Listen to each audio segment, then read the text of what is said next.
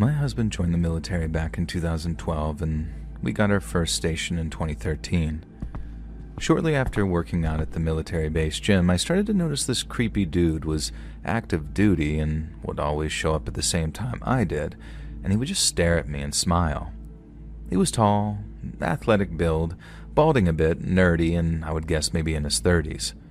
I personally was in my early 20s at the time, and he ended up approaching me a few times trying to make small talk, but I told him how my husband was the one active duty, hoping that he'd get the hint.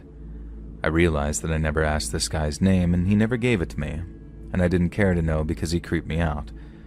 This later turned out to be a mistake, and you'll see why. After 8 long years of going to this gym, the dude was still there every day staring at me. I was a personal trainer and left my business cards at the front desk of the gym. This is important for later. And after my husband ended his enlistment, we decided to stay in the state instead of moving back to our hometown. We found a rental house in the next town over and were so excited to start our civilian life.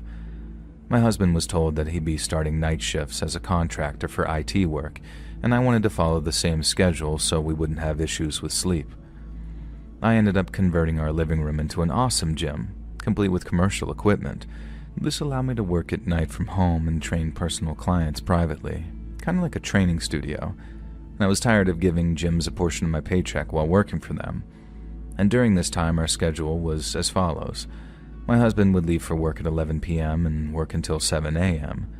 We'd stay awake while I trained clients at home from 5 a.m. to noon and then go to bed at around 2 p.m. and sleep until around 9 p.m. I was signed up through a company called Find Your Trainer, where clients could find trainers online in their area, and the company would schedule them for sessions with me and they would prepay through the website, and it was essentially a scheduling service. One day, my phone chimed with an email saying that I had a new client scheduled for Wednesday who had purchased 6 sessions. I was excited to be making some money and watching my business grow, and when the time came for the client to show up, I was nervous but overall excited. The doorbell rang, and what do you know? It was him. Because he had signed up through Find Your Trainer and not directly with me, I had no choice but to train him. I hoped that it wouldn't be too awkward, but I couldn't understand why he was willing to pay me $63 per session when he was clearly in shape and knew what he was doing at the gym. I started the first session with an arm workout, but I felt like I was wasting my time. It was obvious that he already knew how to work out, and that irritated me. I got into training to help people who actually needed assistance in transforming their health and body, and the whole session was awkward, and at one point he commented on how nice I looked that day, and I forced a smile and said thank you. For the next session, I planned to train him on back day, and as I demonstrated a lat pull down to his 6'3" body, while me being only 5 foot nothing myself, I felt self-conscious and just wanted to get it over with. Then he told me I was doing it wrong and asked if he could show me. I was offended, considering I was the trainer in this situation, but I tried to remain professional. As I began to get up from the bench so he could correct me, he swooped in behind me and reached around to grab the handle above. But on the way to the handle, he grabbed my boob. I quickly jumped up and told him that was inappropriate and that the session was over. And that night, I texted him, saying I needed to terminate his sessions due to inappropriate behavior, and he simply responded that he understood. About 3 days later, I was up at 3 a.m. reading a book in my muumuu when I heard a noise outside. I froze and my heart began racing. Surely not. I didn't own a gun at the time and I didn't have a dog, just a parrot that liked to cuss everyone out and 2 cats. I got up and peeked through the blinds and saw a man's foot disappearing around the corner as our shed flew open. I freaked out, grabbed a butcher knife and called 911, telling them that someone was trying to break into our house. The cops arrived and searched the property but couldn't find the suspect. Several of my husband's tools had been stolen from the shed, and I filed a report and asked the police to contact the HOA to check the security cameras to see who had entered the neighborhood that night. A few days later, the police called me back with an update. They had spoken with the HOA, and as it turned out, their cameras were decoys. And that evening, we went to Walmart, and as I was entering, I saw my former client leaving. He glared at me. I couldn't help but think that it wasn't a coincidence. I had gotten rid of him without a refund, and now my husband's tools had been stolen. Surely it was him seeking revenge. The following week, my husband took me to buy my first gun and a German Shepherd. And now, it's 2025. My husband just got back on night shift yesterday, and we now own a home in a nicer neighborhood with a solid security system, but I'm always on edge, hoping that I never run into that weird stalker guy again.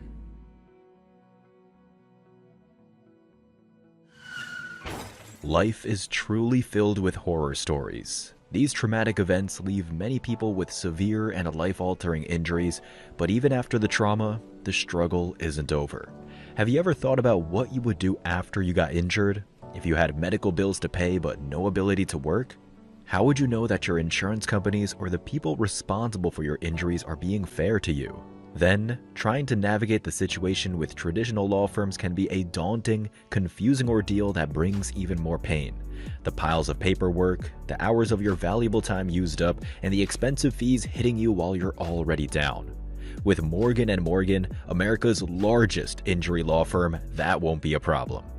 When you're seriously hurt, your injury could be worth millions. Morgan & Morgan don't accept lowball settlements from insurance companies. In recent months, they've achieved massive victories for victims of serious car crashes. In Florida, they achieved a verdict for $12 million, which was 34 times greater than the highest insurance offer.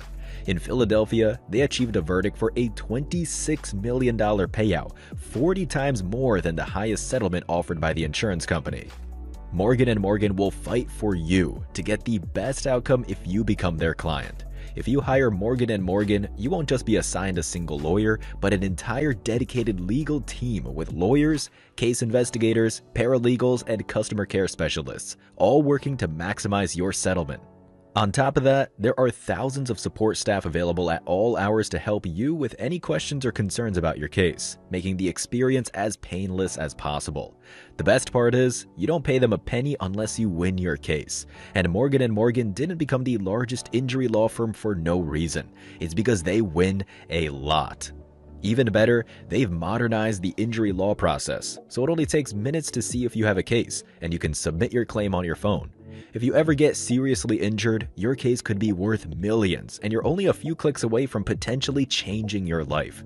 It's easy. You can start your claim with Morgan & Morgan at www.forthepeople.com/MJV, found in the description below, or by scanning the QR code on screen with your phone's camera. You can type in your name, phone number, zip code, and email address, select the type of your claim, then describe what happened. Click or tap Start Your Claim, and you're done. Remember, Morgan & Morgan is the largest injury law firm in the United States, so they have all the resources and know-how to see your case through. There's no company too big for Morgan & Morgan to fight, and they'll fight for you to get the settlement you deserve if you become their client.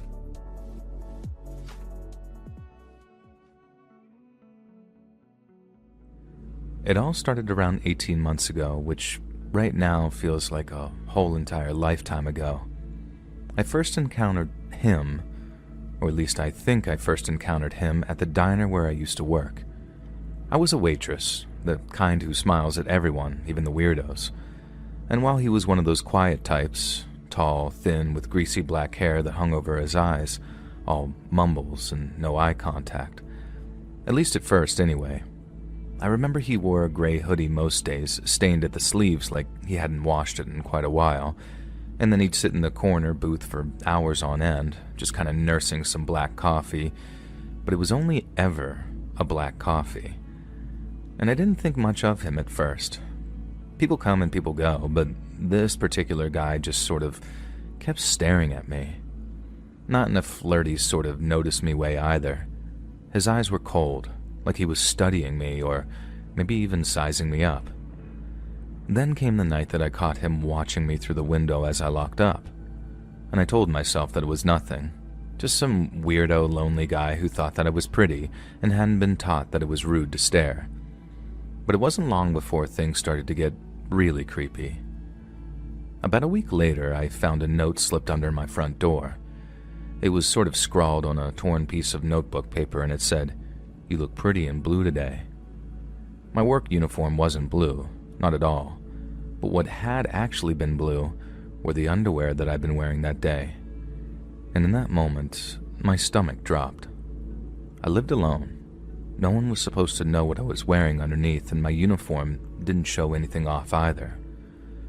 I checked the locks, the windows, and everything seemed fine. I threw the note away and told myself that it was nothing, maybe a prank, possibly by some local kids, I guess. And I tried to reassure myself with stuff like that, but it didn't work, and I started sleeping with a kitchen knife under my pillow. And things got way, way worse over the weeks that followed. I started seeing the guy everywhere. Not up close, just glimpses here and there at a distance. A shadow across the street when I walked home. A figure standing under the streetlight outside my house at night, but I really never knew. I didn't always see his face, but it really felt like it was him. Once, I swore that I saw him in the grocery store 2 aisles over peeking through the cereal boxes, and I turned to look, and he was already gone. I knew that I was probably being paranoid and that I was imagining things. Overworked, overstressed, no sleep, all that kind of stuff. But the notes kept coming. And it would say stuff like, "I like your hair down. You shouldn't leave your curtains open." And, "I'm closer than you think." Each note, in this childlike handwriting of his, it made my skin crawl a little more each time I got one. And on the advice of a friend, I stopped throwing them away, and instead kept them in a shoebox as proof that something was very, very wrong. I prayed things would get better, that he'd get bored of me, but the situation got even worse as time went by. I'd hear footsteps behind me on my way home from work, but when I turned, no one was there. My trash cans started getting knocked over, and once I found a dead bird on my porch. Its little neck had been snapped and its feathers were all over the steps where somebody had apparently been ripping them out. And the notes get even creepier too. "I can hear you breathing at night," or "You can't hide from me." And I almost stopped sleeping altogether. I'd sit up with the lights on, just clutching my knife, waiting for something to happen, and I knew that he was out there, watching and getting closer, and it was only a matter of time before he made his move on me. But in the end, I couldn't take it anymore and told my neighbor, Tom, about it. Now, he's an older guy, Tom. Pretty sure he's in his 50s, with a very kind face, big belly, and a loud laugh. And he lived across the street from me, and we'd always wave to each other. One afternoon, I knocked on his door, pretty much shaking at that point, and just spilled my guts about everything that had been happening. The notes, the footprints, that sickening feeling of being hunted. And I told him how scared I was, that the whole thing seemed to be getting worse and worse with each passing day, and that I was scared that the guy stalking me was going to actually end up hurting me. I remember him frowning, putting a hand on my shoulder, and told me that I wasn't alone. "You see anything weird? You call me, okay?" he told me. "Day or night, I'll come running." I nodded, grateful for the offer of help that I don't think I can even put into words. And for the first time in weeks, I felt like I actually had someone on my side. But the stalking didn't stop, and the notes slowly turned into what I perceived to be threats. "I'll cut your pretty throat. No one can save you. I'm coming for you soon," it would say. I stopped going outside unless I had to, and I checked the locks 10 times a night sometimes. And then one night, he made everything fall apart. I was in my kitchen, making tea to calm my nerves, when I saw him. A figure walking up my driveway. Tall, thin, moving very slowly like he didn't care if I actually saw him. And that was like his signature, I guess, how I'd always know that it was him. My heart stopped in my chest. This was it. He was actually here to kill me. Obviously, I finally ran to the phone and dialed 911. I told them that someone's trying to break into my house. My voice was shaky, and I tried to whisper, "Please hurry." The operator told me to stay calm and told me that help was on the way. But all the same, I grabbed my cell phone and called Tom, my neighbor. It rang and rang, but he didn't pick up. And I remember thinking, come on, but I still got nothing. No answer, no voicemail, no nothing. I hung up, and there was panic starting to rise up inside my chest because I knew the cops wouldn't get there in time, and I was completely and totally on my own. I had a gun, a little handgun my dad gave me when I moved out, and I've never used it, but I kept it loaded on my nightstand. I grabbed it, my hand trembling, and crept to the top of the stairs. The house was quiet, but I could feel him out there waiting. I crouched in the dark, gun just pointed at the front door, praying that the cops would show up first. And these minutes dragged by. My palms were sweaty, slipping on the grip of the gun, and then out of nowhere, bam! The door flew open, kicked hard, splintering the frame before a shadow stepped inside very quickly. And in that moment, I didn't think. I just screamed and pulled the trigger. 3 shots, loud and sharp, making my ears ring. This person grunted and fell, sprawled on the floor. I dropped the gun, and I was shaking like I'd never before in my entire life before I stumbled down the stairs. The lights were off, and I could see blood pooling on the hardwood floor, and there was lots of it too. I flipped the switch, feeling this sick kind of relief and knowing that my problems were about to be buried 6 feet deep. But when I flicked that light switch on, my entire world had fell apart. It wasn't the stalker lying there, bleeding out in my hallway. It was my neighbor, Tom. His kind face was pale, his chest torn open from the bullets, and he'd been holding a flashlight, not even a weapon. And I remember sobbing before falling to my knees. I cried out that I was sorry, that I didn't know, and he was just wheezing, blood bubbling at his lips as he struggled to breathe, and then he just went still. I pressed my hands to his chest, trying to stop the bleeding, but it was too late, and he died right there.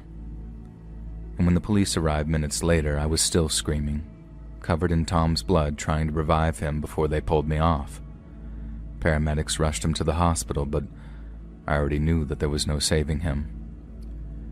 After I explained everything that had happened, the cops put me in handcuffs and took me to their station, and I told them everything. About that stalker, about the notes and the threats. I showed them the shoebox full of all of this evidence and felt totally vindicated in doing so too, because it all made keeping that box of cursed paper finally worth it. I told them that I thought my stalker was at the door, that he'd come to kill me, and that I didn't think Tom had seen my calls, let alone piece together what was happening. They listened and wrote it all down, but then instead of being sympathetic, their face was very cold, like they didn't believe me. They later told me at around 3 in the morning that Tom died on the operating table, and all I could do was sit there in that cold interrogation room, feeling completely numb, and then I cried until I couldn't anymore. The police searched my house, my yard, the whole neighborhood. They looked into the stalker, asked me for his name, description, really anything, and I told them what I knew, that he was tall and thin with greasy hair and a gray hoodie. And they checked the diner's security footage, asking my coworkers about him, but no one but me could remember seeing this guy or really have any inclination as to who he was. They went through the notes, the footprints, the dead bird, but when they came back, they said that the handwriting on the notes matched my handwriting. The footprints matched my own boots. And as for that bird, they said that I could have just done it myself. There's no evidence of anyone else, they told me. Just you. And they sent me to a psychiatrist. She's been a stern woman with glasses, scribbling notes while I talked. I told her that I wasn't crazy, that my stalker was real, and that he'd been after me for months on end. She'd asked about my life, my job, and my family, if I was lonely. I said I was fine, that I was just scared, but she didn't believe me either. And then after days of tests, they decided that I really was crazy. Delusional, they called it, unfit to stand trial. And they said that I made my stalker up, that the stress of living alone and working almost constantly broke me down, shattered my mind, and turned me into what became a killer. They then locked me in some psych ward instead of a jail, A place with white walls, padded doors, and nurses who now look at me like I'm some kind of monster. But I'm not crazy. My stalker was real. I've seen him with my own eyes. I felt him watching me. The notes, the threats, they weren't in my head. They couldn't have been. I didn't kill Tom on purpose. I swear to Jesus Christ in heaven that I thought that he was my stalker come to finally kill me, or worse. I thought killing him meant saving myself. But now he's dead and I'm trapped here.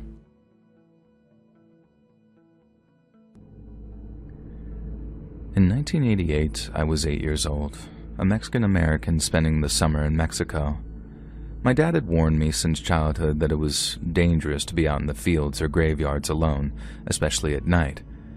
I grew up with a fear that magic was real and alive in Mexico, particularly out in the countryside. That night, it was dark out. No electricity, only oil lamps, and I didn't know how to work one. So I just sat on the front porch in the moonlight, listening to the bugs. They were louder than usual. And then, I heard footsteps. More than one person very close. There was no way that I could have missed them when they were further away. I looked around, beginning to panic. I didn't hear any voices or any banter, just shuffling. And it got louder and it sounded like a mob. I jumped up and ran inside, tripping a few times, psyching myself out like I was suddenly in a horror movie where every stumble meant certain death. I slammed the door shut and locked it, grabbed the fireplace poker lying next to the doorway and ran into my room. No lock on that door. My window faced the moon, lighting up the room enough for my eyes to adjust. And I stood there, poker held short like a baseball bat, staring at the door for a long time. But there was nothing, and the silence made me feel slightly at ease. I walked over to my bed, about to let myself fall into it, when I glanced at the window at the last moment. There, draped in a headscarf, peering in, was a woman. I landed on my bed with a jolt, feeling suddenly vulnerable, and my grip loosened on the poker, and she was still staring at me. Then she started showing her teeth, but she wasn't smiling. My God. Then a bearded man appeared from the other side, whispering something to her. He noticed her staring into the window, then turned and saw me, and his face changed. He bared his teeth too. What were wrong with these people? Too scared to shout, I stayed frozen. Everyone in the house was still asleep, and the man lifted his hand and started pressing against the window, inspecting it. He tapped on the glass, lightly at first, and then harder, and it looked like he was about to open it. What do I do? Holding my breath, I just waited. If he broke the window, I was done for. I felt like they were about to drag me by my ankles all the way to hell. And then, common sense kicked in. I remembered the poker. I grabbed it and ran to the window, swinging as hard as I could. And that poker smashed against the pane closest to the man and the glass shattered. And I instinctively squeezed my eyes shut from the shards and noise. And when I opened them again, I could hear them running away. The wind was blowing through the broken window, and there were crickets outside as well. The lights flicked on in the house. My dad and uncle rushed into my room asking what I'd been doing, and then they saw the broken window. My dad flipped out, started shouting, and asked me what the hell I was thinking, and all I could say in English was, "There were people outside. They were staring at me." And his eyes immediately went wide, and he shut up. My uncle looked confused. He didn't speak English, and my dad grabbed me by the elbow and barked at my uncle to wake everyone up and get them into the kitchen. My uncle started shouting, telling everyone to hurry, and of the 10 family members, 6 ended up in the kitchen. The other 4, my dad, uncle, and 2 older cousins, went outside armed with a hunting rifle, an old service revolver, and a couple of shovels. They were gone for maybe 10 minutes, but it felt like eternity. Inside, I tried explaining to my mom and the other women what had happened, and gossip started. My aunt started stirring things up and smirked and told the kids that it was La Llorona and her husband. and that freaked me and my younger cousin out. Mom and my other aunt shut her down, saying that she was being ridiculous. And then the men came back and nothing, and they'd check again in the morning. Nothing was stolen, no cars, no tools, no chickens. We all just decided to stay up, and there was no way anyone was sleeping after all of that. Coffee and bread went around as we sat together, just throwing out theories. Thieves, spies, La Llorona, stalkers, even skinwalkers came up. At sunrise, the whole family went outside to check things over. There was blood right outside my window, and my uncle had missed it in the dark, and my mom was audibly worried. The rest of the day passed without incident, and we stayed for a few nights, but my uncle, cousin, and dad took turns standing guard.